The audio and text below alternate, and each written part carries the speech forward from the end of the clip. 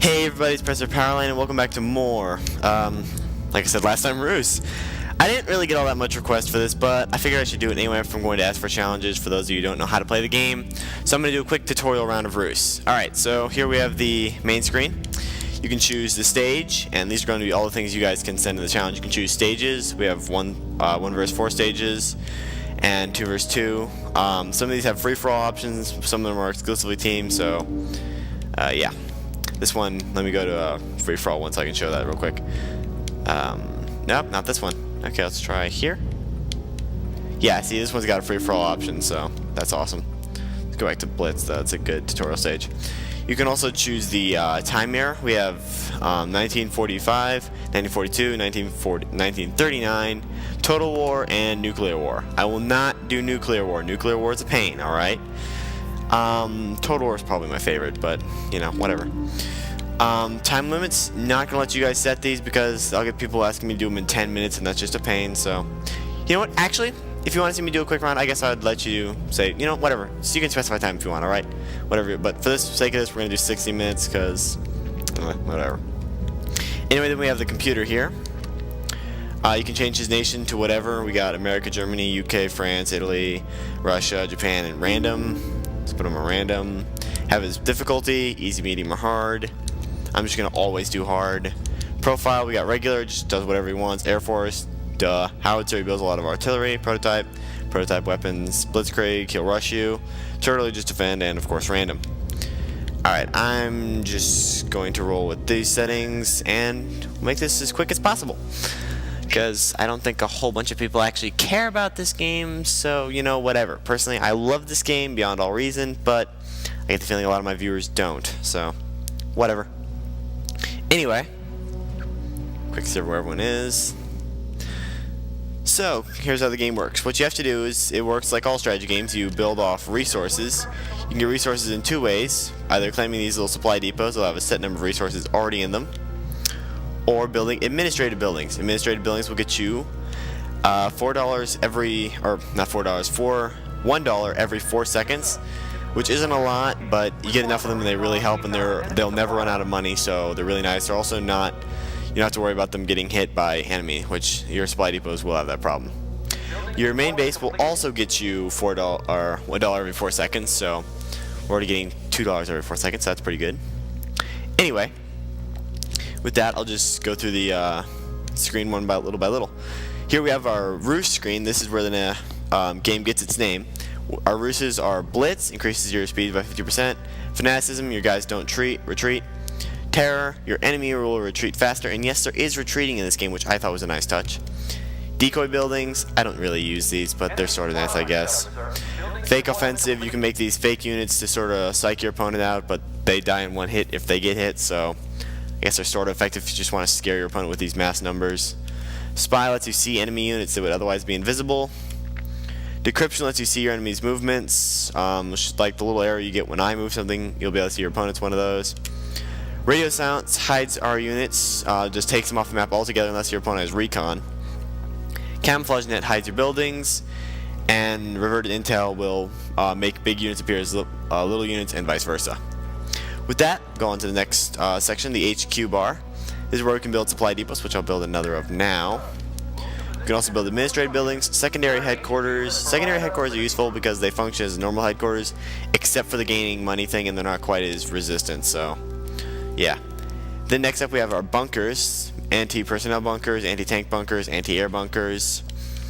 You may notice the little bars that show like a helmet, a building, and a tank and an aircraft. I'll show you how much damage these will each do to each of that type of vehicle. So as you can see, anti-aircraft, not really good for anything but anti-aircraft and infantry, and you really don't want to use these things to counter infantry, it's just a waste of time. Anyway, up next we have the barracks. I'll build one of these real quick. As you can see, whenever you build something, a little truck will have to come out and actually drive to the building. These can be destroyed prematurely, which is a bummer, to say the very least. And it's just a little building intro. I love this game. It is so cool. Building's complete, and from the barracks, you can now see what you can build in there. Unarmed recon, whoopsies, which is sort of useful, I guess. And infantry. Anything in blue here, you have to upgrade to buy, so let's upgrade those. get a heavy infantry. While that's doing, we'll build a artillery base. And real quick, we'll go over the pros and cons of each type. Infantry, you got to be tactical with these guys. They can hide in woods and buildings, which I'll show in a second here, but they have no real fighting power against tanks or anything but other infantry, really. So, and things like artillery pieces. So, advantages to them: you can capture buildings if you get them close enough to them. You just click infantry and have them capture it, and that building becomes yours, but you lose the infantry. But that is a really, really, really, really good feature if you can risk it. But it's really, really hard to do. Disadvantages: tanks murder these things. They're just cleaned out by everything but other infantry, really. So, gotta be careful and tactical with these things. Artillery's up next. Let me build a armor base though while we're explaining this. Artillery's advantages are they can fire from a greater distance, and they can do quite a lot of damage usually, but cons, they don't have any kind of defensive means. They're if you get in close with these things, they're totally doomed. They're just not helpful anymore. But they're good for taking out buildings from a long distance, and if you get enough of them, you can just like wipe out your opponent. So is this guy on hard? He is. That could be a problem. I'm gonna go under camouflage now real quick, just so I don't wind up dead. Anyway, let me build an anti-tank base here. Next up, we have the armor base. This is by far your most effective building. It's where you build all your tanks, and these bad boys are going to be helpful. Pros to these guys: they're your heavy hitters and what you're going to be making the most of. Use these things to take out virtually anything. Their one drawback is their inability to hit aircraft. These things cannot fight back against aircraft, unless they specify otherwise, which none of the American tanks do. So, but these things pretty much your go-to unit. Alright, so stick to these. They also have some recon in here occasionally. Let me build the airfield next. Next up, we have the anti-tank base. These things murder tanks alive, like, no joke. Tanks bow before these weapons. Cons to these things: for whatever stupid reason, an anti-tank can't hit a building or infantry. So an infantry can get as close as they want to these things cannot fight back. It also can't fight back against Air Force. For that reason, I never waste my time with these things. I do occasionally if I'm like really on the defensive and you just want to hide a whole bunch of artillery pieces in the woods, then it's totally useful, but not unless. Next up, we have the Air Force. Air Force is admittedly a bit overpowered. It's got recon, it's got no real limits to it, and it's a lot safer. Airborne infantry, which you can get them to different places faster. Their con is they can be shot down. Fighters can only hit other planes and infantry. Whoopsies. Fighter bombers, which can hit tanks and some buildings, but not to very great effect. These things murder tanks, though. You get a few of these things, and tanks just die. And then you have your bombers, like the B-17 Flying Fortress. These things wipe out buildings and infantry, but they're useless against tanks and other things like that, so yeah. The big drawback to Air Force is you can only have 8 per air pad, so unless you want to build a lot of air pads, these things aren't going to be too useful. But admittedly, they are a bit overpowered, and I'm notorious for just like building a ton of B-17s and just going on a rampage. But that's just what I'm notorious for doing.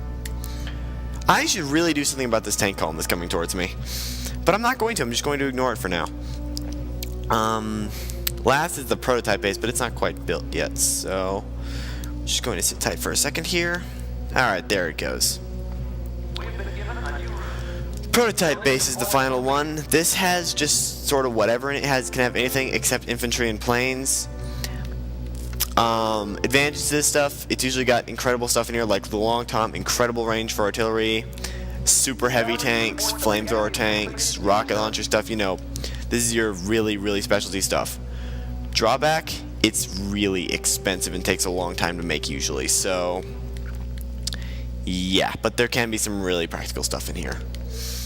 So anyway, I'm going to real quick build 4 Sherman tanks, the pretty much go-to tank of World War II, and I'm going to show you one quick combat scenario, and then I'll quit out this video. So yeah, You know, I'll build 5 just because I like numbers in increments of 5 for whatever reason. Hey, that's pretty far forward actually. Alright, so let's put a spy up. I'll show that off while I'm here. Also, Ruses only work in certain sectors. Like, you can see the map's divided up like that. Oh, these are Hago tanks. These are literally the dumbest tanks in the entire game. They cost $5, which is nothing, and one shot will pretty much drop these. These things are basically a go-kart with a 9mm pistol on them. So, these are funny. I love these. You can only get this with downloadable content, but I once just built a million of these things and called it Hell's Hamsters and went on a rampage. It was funny. It was stupid, too. I lost so many of them. It was hysterical. Anyway, so let's go attack some of these nice little Hago tanks. And let's blitz you guys on there.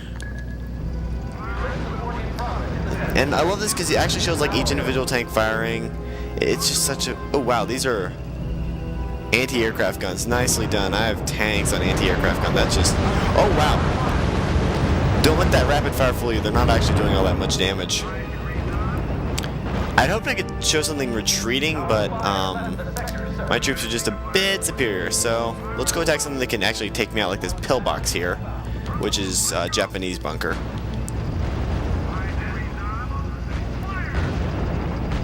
Oop, took out. Oh, wow.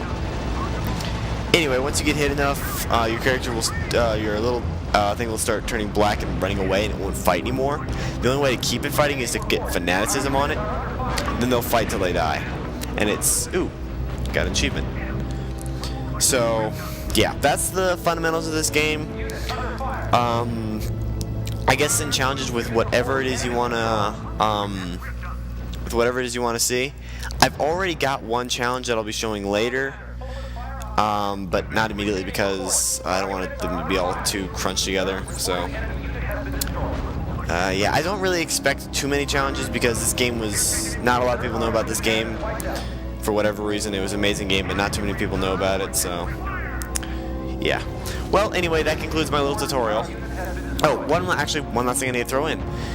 You win by getting points, or either wiping out your enemy completely, or getting points. As you can see in the top right corner there's my score and my opponent's score. Right now, I've got a major victory, which is 40% increase on my opponent's score. You can also get minor victory, which is 10%, and total victory, which is 70%. So that's how you win. If you run out of time and you can't kill out your enemy, that's how you do it.